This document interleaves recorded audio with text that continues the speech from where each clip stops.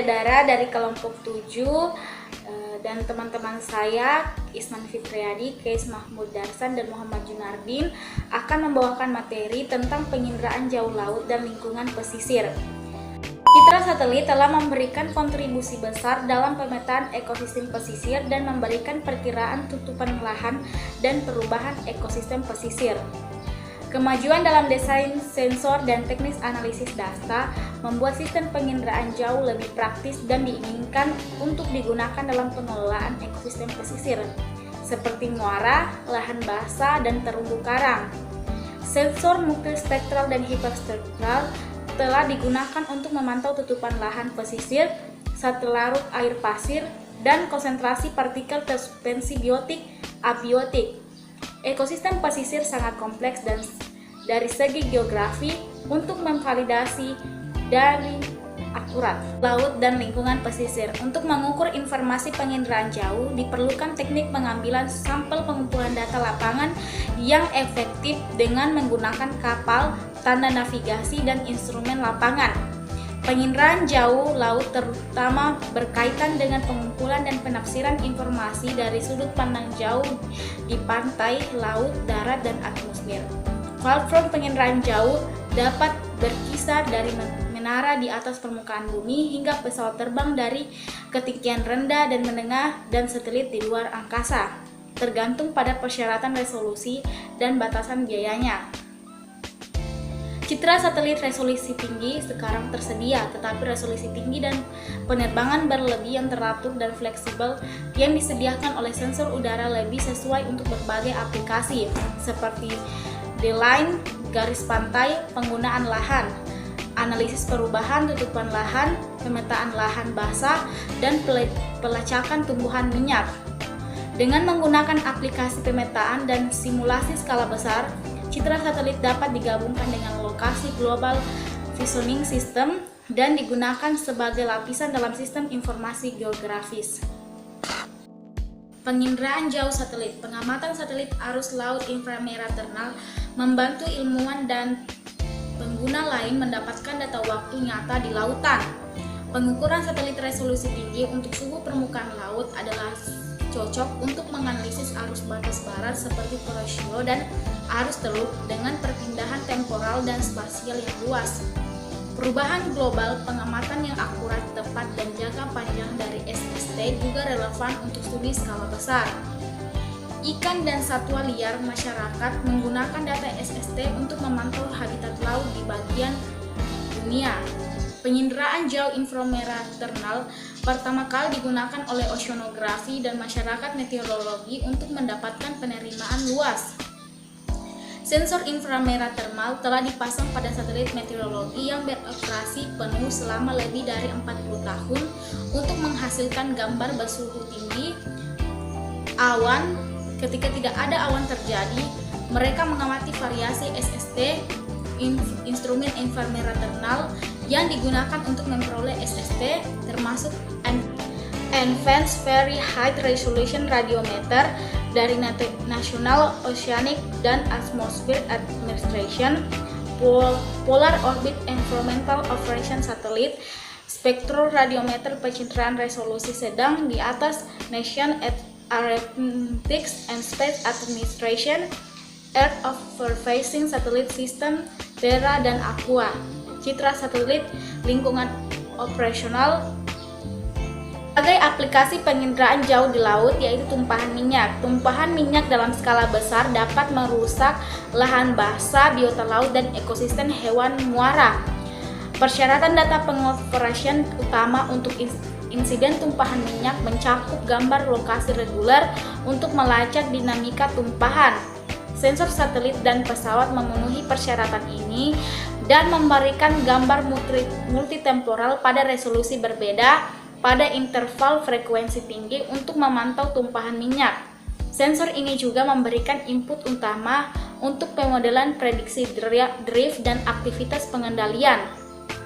Sebagian besar sensor ini menggunakan gelombang elektromagnetik.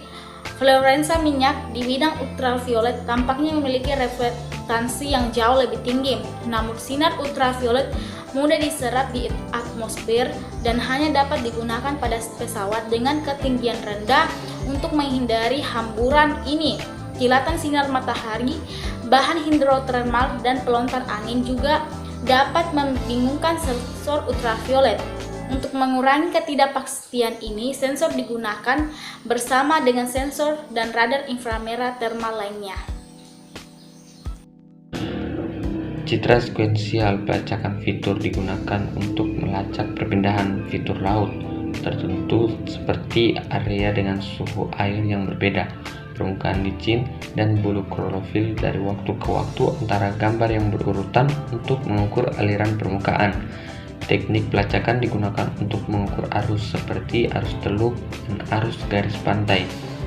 Kelemahan utama teknik ini adalah bahwa tutupan awan juga ikut mengaburkan untuk fitur permukaan lautan inframerah dan termal. Global yang andal dalam jangka panjang diperlukan untuk menilai kesehatan terumbu karang yang mendukung keanekaragaman hayati laut yang luas. Pengamatan satelit pancaran inframerah termal yang diukur di seluruh samudra bervariasi terutama dengan SST ini. Hal ini mempermudah pengukuran SST jika koreksi atmosfer tertentu disertakan. Pengamatan satelit inframerah SST terus berlanjut selama 3 dekade setelah berkontribusi pada studi iklim global atau biasa disebut SSS, sangat penting untuk memperkirakan tingkat keseimbangan air global dan tingkat penguapan, dan memahami arus. Radiometer gelombang mikro udara dapat mengukur salinitas permukaan. Baik 2. Arus pantai. Aliran laut ditentukan oleh berbagai faktor fisik seperti gesekan angin, pasang surut, dan kepadatan laut. Sedangkan sirkulasi atmosfer termasuk angin disebabkan oleh konveksi karena variasi suhu lintang dan pengaruh efek Coriolis bumi. Arus samudra dianggap sebagai pergerakan air dari satu tempat ke tempat lainnya dan diukur dalam satuan knot atau meter per detik. Pergerakan udara terutama menginduksi arus permukaan saat ingin melewati air. Arus memiliki kecepatan 3-4 knot dalam pengaruh menghasilkan kecepatan angin karena arus laut utama mencukup jarak yang cukup jauh. Gerakan Coriolis membelokkan arah arus untuk berbelok ke kanan di belahan bumi utara, memaksa mereka melewati dalam pola melingkar dan berputar searah jarum jam. Penting karena data terbaru biasanya tersedia dalam bentuk resolusi spasial yang tinggi daripada data sebelumnya yang digunakan untuk membuat BBM dasar. Namun, kumpulan data ini tidak boleh dipaksakan untuk disingkat atau dipangkas ke resolusi yang lebih rendah hanya agar sesuai dengan BBM dasar tadi. Akurasi vertikal BBM bervariasi secara spasial karena berbagai set data temporal dan teknik pengumpulan data yang digunakan dalam akuisisi data sumber. Model set grid berspasi seragam yang digabungkan berguna untuk menangani kompleksitas tersebut. Dan ahli pesisir mengenali 2 teknik dasar, yaitu pengamatan pesisir dan lepas pantai baru-baru ini. Ada 2 metode, yaitu Eulerian dan Langlarian. Teknik yang pertama itu teknik Eulerian. Teknik Eulerian umumnya mencakup mengukur arus pada tambatan pelampung yang diatur ke dasar laut dan mencatat arus pada kedalaman yang berbeda di lokasi tertentu. Teknik yang kedua yaitu Lagrangian. Metode Lagrangian termaksud melepas ref laut yang direkam secara akustik visual atau melalui gelombang radio divers dirancang untuk bergerak dengan air yang mengalir, membantu peneliti menentukan kecepatan dan arah arus. Biasanya, metode pengukuran arus Lagrangian digunakan dalam penilaian pergerakan air, pengendalian emisi, pemodelan air aliran es, dan penelitian